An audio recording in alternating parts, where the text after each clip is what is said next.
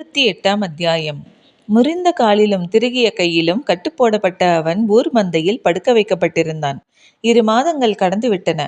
இதுவே பரம்பின் வைத்தியனாக இருந்தால் பாதி நாட்கள் கூட ஆயிருக்காது.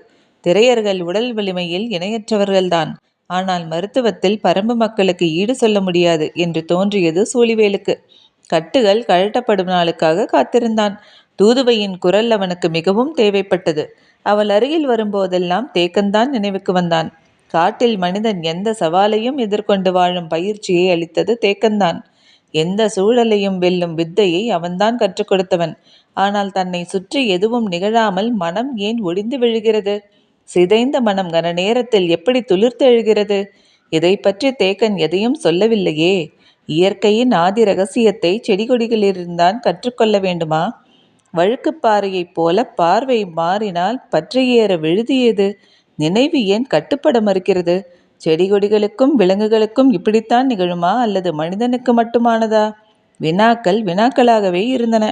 திரையர்களின் உடல்வாகு கண்களுக்கு எப்போதும் மிரட்சியை உருவாக்குபவையாகவே இருந்தது. அவர்களின் பல செயல்களை சூழிவேலால் புரிந்து கொள்ள முடியவில்லை.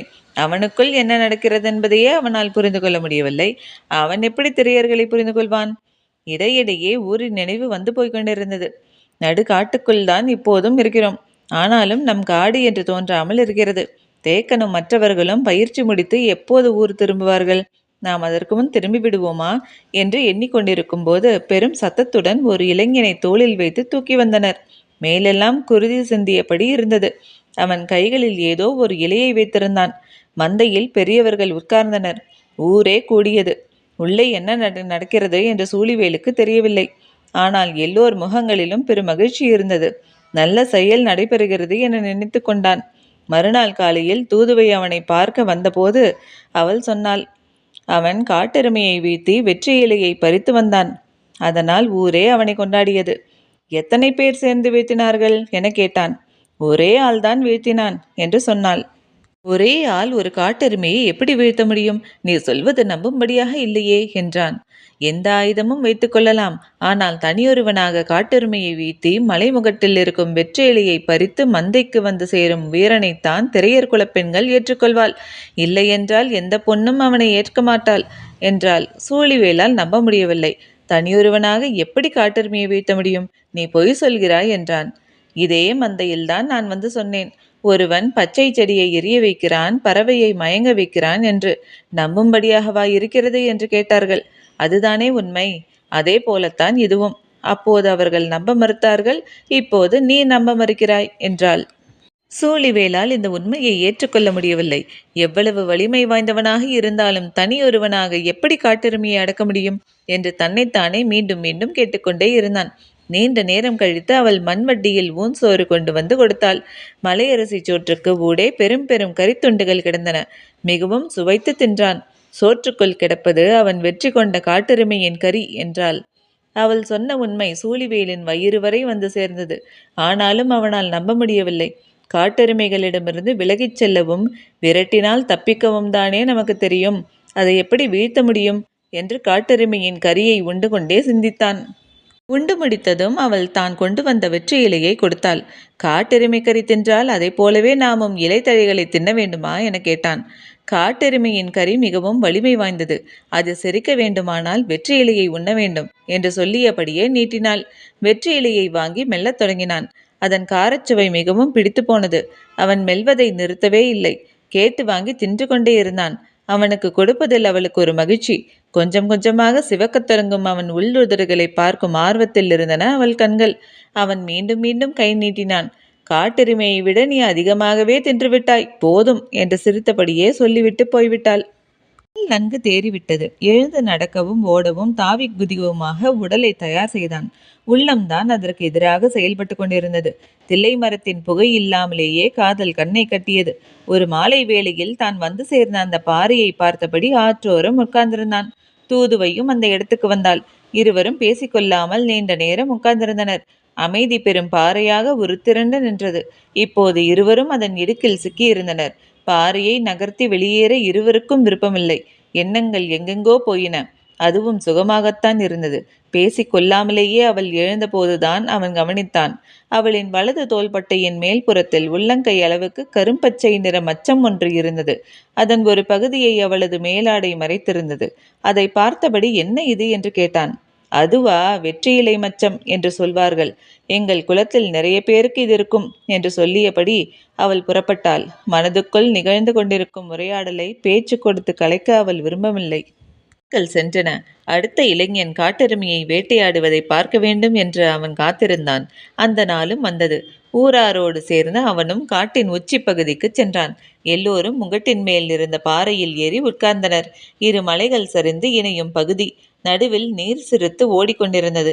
அதில் தண்ணீர் குடிக்க காட்டெருமை வரும் என்று ஓடைக்கரையில் அந்த இளைஞன் காத்திருந்தான். நீண்ட நேரத்துக்கு பிறகு காட்டெருமை ஒன்று ஓடை நோக்கி வந்து கொண்டிருந்தது. மலைமுகட்டிலிருந்து ஊராரோடு சேர்ந்து சூழ்வேலும் அதை பார்த்தான். உண்மையிலேயே தனித்தொருவன் காட்டெருமையின் அருகில் போய்க் கொண்டிருக்கிறான் என்பதை அவன் கண்கள் நம்பவில்லை. போகிறவனின் இடுப்பில் இருபெரும் ஆயுதங்கள் இருந்தன. அவன் காட்டெருமையை நீர் குடிக்க விடாமல் குறுக்கே போய் மறிக்க முயன்றான். பார்த்து கொண்டிருந்த சூழிவேலுக்கு மெய் சிலிர்த்தது. காட்டெருமையின் உயரம் மலைமுகட்டிலிருந்து பார்க்கும்போதே அச்சம் தருவதாக இருந்தது. திருகியிருக்கும் அதன் கொம்புகள் யானையை குத்தி சாய்க்கக்கூடியது. அதன் முன்னெற்றி பாறையை நொறுக்கக்கூடியன. அதை ஒருவன் தன்னந்தனியாக சந்திக்கப் போகிறான். சூழிவேலால் நிற்க முடியவில்லை. அதன் பாதையில் குறுக்கிட்ட அந்த இளைஞன் ஏதோ ஒன்று செய்து அதை சீண்டினான். அது அவனை விரட்டத் தொடங்கியது. நீரோடையை தாண்டி மலையின் எதிர்ப்புறம் ஓடத் தொடங்கினான். அது 4 கால் பாய்ச்சலில் வீறு கொண்டது. அதன் மலைப்புதருக்குள் படுவேகமாக மேலேறினான். காட்டெருமையின் ஓட்டத்தை விட அவனுடைய ஓட்டத்தின் வேகம் கூடுதலாக இருந்தது. அது காட்டெருமையை மேலும் வேகப்படுத்தியது. பார்க்கும் காட்சியை சூழிவேலால் நம்ப முடியவில்லை. ஒருவன் காட்டெருமையை விட வேகமாக ஓடுகிறான். அதுவும் மலைச்சரிவில் மேல் நோக்கி ஓடுகிறான். பாதை இல்லாமல் புதருக்குள் பீய்த்து கொண்டு ஓடுகிறான். எப்படி இது முடிகிறது? நம்பவே முடியவில்லை. பலமுறை பார்த்து பழக்கப்பட்ட ஒன்றை திரையர்கள் இயல்பாக பார்த்து கொண்டிருந்தனர். சூழிவேலால் ஒரு கணம் கூட தாங்க முடியவில்லை. திரையர்களின் உடல் வலிமையையும் வேகத்தையும் வந்த நாள் முதல் பார்த்து கொண்டேதான் இருக்கிறான். ஆனால் மலையில் விலங்கை போல செடிகளுக்கு இடையில் அறுத்தெறிந்து எப்படி ஓட முடிகிறது? அவன் அருகில் இருக்கும் திரையர்களின் உடல் அமைப்பை உன்னிப்பாக கணிக்கத் தொடங்கினான். அவர்களது காலடி ஒரு சுலகு போல விரிந்திருந்தது. சூழிவேலின் காலடியை விட 2 மடங்கு அகலமாக இருந்தது. வேகமாக மேலே ஏறி கொண்டிருந்தவன் சட்டென ஓரிடத்தில் வளைவு கொண்டு கீழ் நோக்கி திரும்பி சரசரவென ஓடையை நோக்கி இறங்கினான். காட்டெருமையின் ஆத்திரம் இன்னும் அதிகமானது. இறங்கத் தொடங்கியதும் அதன் வேகம் கூடுவது போல் இருந்தது. 2வது முறை குதித்து பெரும் புதரை தாண்டி அவன் முதுகுக்கு நேராக அதன் தலை இறங்கிக் கொண்டிருந்தது. எந்த கணத்தில் அதைவிட அதிகமான தொலைவை அவன் தாவி கடந்தான் என்பதை சூழிவேலின் கண்கள் கண்டுணரவில்லை. மிக வேகமாக முன்னால் வந்து ஓடையை தாண்டி எதிர்ப்புற மலையின் மீது ஏறினான். அதன் மூச்சில் அனற்காற்று வீசியது. கொம்புகளில் அடிபட்டு குறுமரங்கள் முறிந்து கொண்டிருந்தன. அவன் மின்னல் வேகத்தில் ஓடிக்கொண்டிருந்தான். நம்ப முடியாத காட்சிகளை வாழ்க்கை சூழிவேலுக்கு காண்பித்து கொண்டிருந்தது. திரையர்கள் உற்சாக ஒளி எழுப்பியபடி இருந்தனர். அங்கு நிகழ்ந்து கொண்டிருக்கும் வீர விளையாட்டு சூழிவேலின் அறிவுக்கு புலப்படவில்லை. ஓடுபவன் மேலும் கீழுமாக 3 முறை ஓடையை கடந்து ஓடினான். காட்டெருமையும் வெறிகொண்டு ஓடியது. அவனை தாக்கப் போகும் கணமும் தப்பிக்கும் கணமும் மிக மிக அருகில் இருந்தன. ஓடையை நோக்கி வேகமாக இறங்கிக் கொண்டிருந்த போது ஏதோ ஒரு மரத்தின் கிளையை பிடித்து போக்கு காட்டி ஒரு சுற்று சுற்றினான். அது குதித்து கீழே இறங்கிக் கொண்டிருந்தது.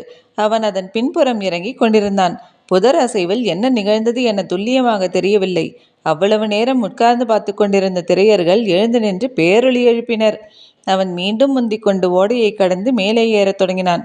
வந்த வேகத்தில் அது ஓடையை கடந்து மேலே ஏற முடியாமல் தவித்தது. அதன் ஓட்டம் குறையத் தொடங்கியது. திரையர்களின் வெற்றி கூச்சல் மேலும் பெருகியது. ஒரு கட்டத்தில் காட்டெருமையின் ஓட்டம் முழுமுற்றாக நின்றது. இப்போது அவனும் ஓட்டத்தை நிறுத்திவிட்டு இடுப்பில் இருந்த 2 ஆயுதங்களையும் கைகளில் ஏந்தி தொடங்கினான். ஒரே இடத்தில் நின்றபடி அது அவனை நெருங்க விடாமல் குத்த தலைப்பட்டது. அவன் விலகி விலகி சரியான வேலைக்காக காத்திருந்தான். திரையர்களின் கூட்டம் பேரொளியோடு ஓடையை நோக்கி இறங்கிக் கொண்டிருந்தது. என்ன நடக்கிறது என்று சூழிவேலுக்கு புரியவில்லை. அவனும் சேர்ந்து இறங்கினான். அவர்கள் அந்த இடத்தை அடையும் போது அவன் காட்டெருமையை முழுமையாக வீழ்த்தியிருந்தான். வந்த வேகத்தில் ஒரு கூட்டம் அவனை தோளில் தூக்கியது. மேலெல்லாம் மரக்குச்சிகளும் கொடிகளும் விளார் விளாரென சீவியிருந்தன. அவன் கதிரவனை பார்த்து நரம்பு முறிக்க சிலிர்த்தான். வெற்றி இலையை பறிக்க அவன் தன் தோழர்களோடு போனபோது மற்றவர்கள் காட்டெருமையை வெட்டி எடுக்கும் பணியில் ஈடுபட்டனர். காட்டெருமையை அடக்கியவன் மாலைக்குள் மந்தையில் வெற்றி இலையை வைத்து மணமுடிக்க வேண்டும். எனவே அடுத்த கட்ட வேலைகள் வேகமாக நடந்தன. பொழுது சாய்வதற்குள் ஊர் மந்தைக்கு வந்து அவன் வெற்றி இலையை வைத்தான். பெரியவர்கள் என்னவென்று கேட்டார்கள். அவனுக்குரியவளை சொன்னான். அவளும் வெற்றி இலையோடு மேலேறினாள். ஊர்வட்டியில் இருவரும் வெற்றி இலையை மாற்றி எடுத்து கொண்டனர்.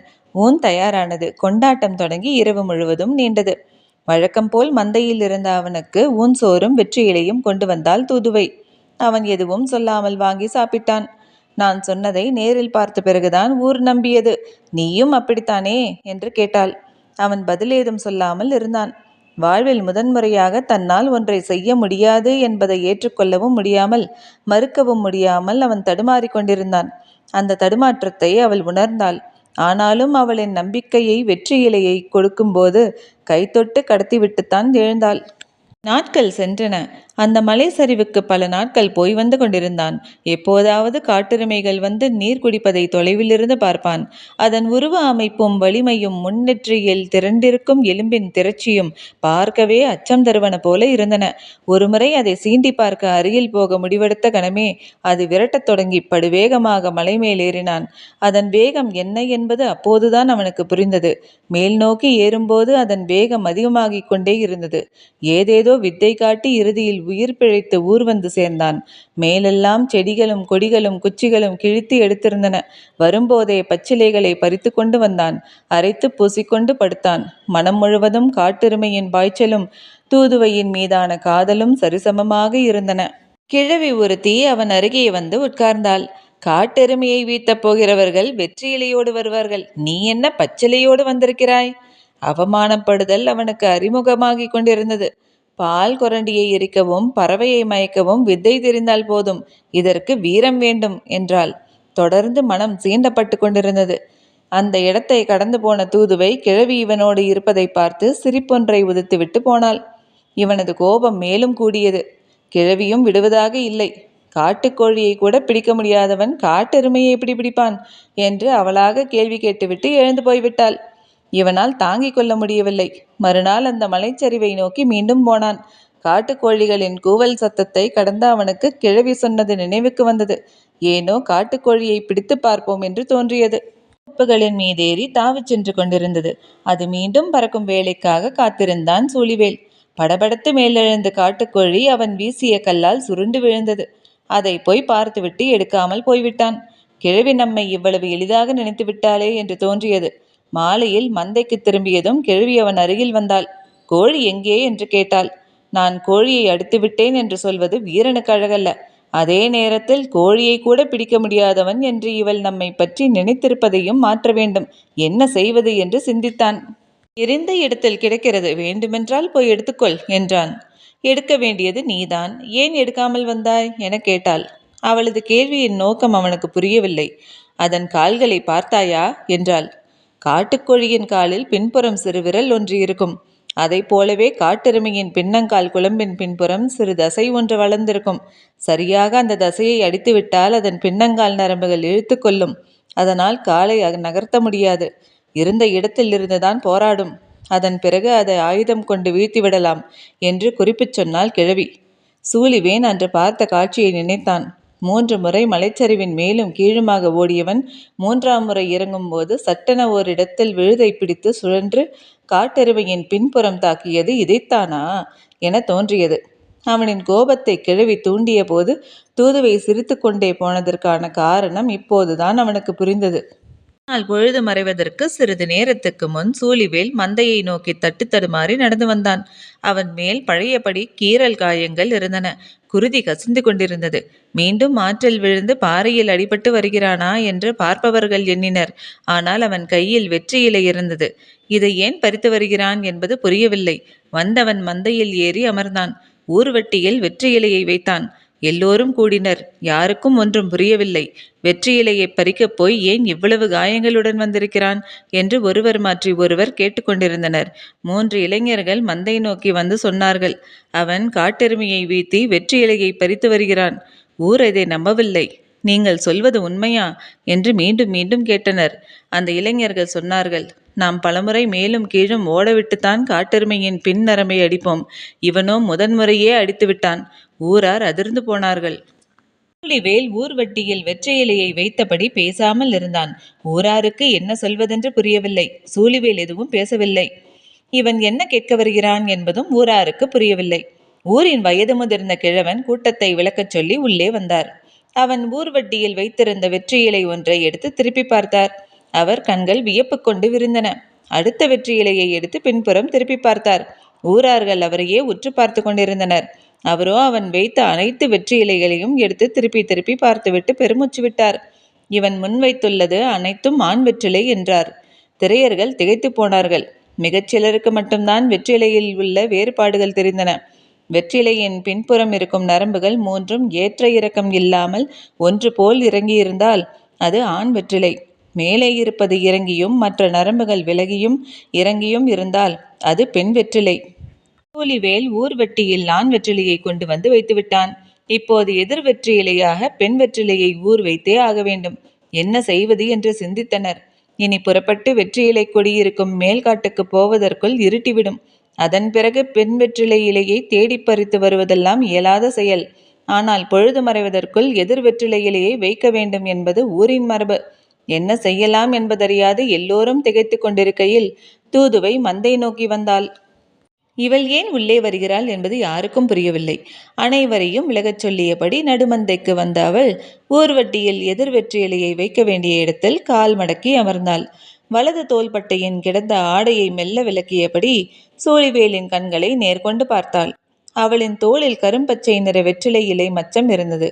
அதற்குள் ஓடிய நரம்புகள் ஒன்று போல் இல்லாமல் தான் இருந்தது. வியப்படைந்த கண்களில் மகிழ்ச்சி பூக்கத் தொடங்கியது. ஊருக்கு பின்னங்கால் நரம்பில் அடிவிழுந்து சரிந்தது போல் இருந்தது. எல்லோருக்கும் செய்தி புரிந்தது. திரையர்களின் இணையான வீரன் என்பதை சூழிவேல் மெய்ப்பித்து விட்டான். இனி மறுத்துச் சொல்வதற்கு எதுவும் இல்லை. கொண்டாட்டம் தொடங்கியது. காட்டெருமையின் கரியை ஊன்சோற்றில் பிசைந்தனர் திரையர்கள். அந்த பெருங்கிழவன் மட்டும் கிழவியை முறைத்து பார்த்தபடி போனான். காட்டெருமையோ வெற்றிலையோ பின்னால் இருக்கும் நரம்பில்தான் எல்லாம் இருக்கிறது என்று சொல்லிக் கொடுத்தவள் அவளாகத்தான் இருக்கும் என்பது அவருக்கு புரிந்தது. ஊன்சோறு பரிமாறப்பட்டது. பச்சை கொடி பற்றி எறிய, பறக்கும் பறவைகள் மயங்கி சரிய, அந்த இரவு முழுவதும் பெண் வெற்றிலையை விரும்பி உண்டான் சூழிவேல். ஆண் வெற்றிலையின் காரம் தூதுவைக்கு மிகவும் பிடித்திருந்தது. நாக்குக்குள் சுழலும் வெற்றிலை நாக்குகளை சுழற்றியது. சிவப்பேறிய இதழ்களுடன் பல இரவுகளை கடந்து ஒரு நற்பகலில் எவ்வியூர் வந்தடைந்தனர். கதையை முடித்தபோது இருள் சூழ்ந்து இறங்கத் தொடங்கியது. அவர்கள் எவ்வியூருக்குள் நுழைந்தனர். திரையர்களின் கதைதான் இவ்வளவு வேகமாக இழுத்து வந்தது. இல்லையென்றால் நாம் ஊரடைய நள்ளிரவாகியிருக்கும் என்றான் பாரி. கதையின் மயக்கத்திலிருந்து மீளாதவராக கபிலர் இருந்தார். பாரி சொன்னான், இது எத்தனையோ தலைமுறைகளுக்கு முன் நடந்த கதை.